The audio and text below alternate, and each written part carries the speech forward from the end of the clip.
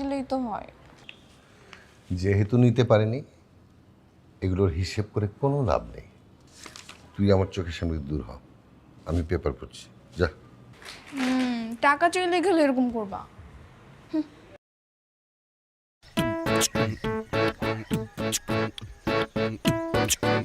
Hello Sadia, আরে বাবা তো কিছুতেই টাকা দিতে রাজি হচ্ছে না। মনে হয় না এবার ট্যুরে যাওয়া হবে রে।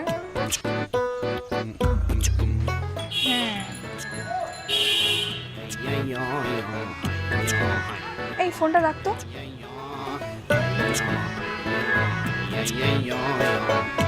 আরে এরা এখানে কি করে? সেদিন মার খেয়েছিল বলে আজকে বাসা নিচে ধর্মঘট করবে না তো?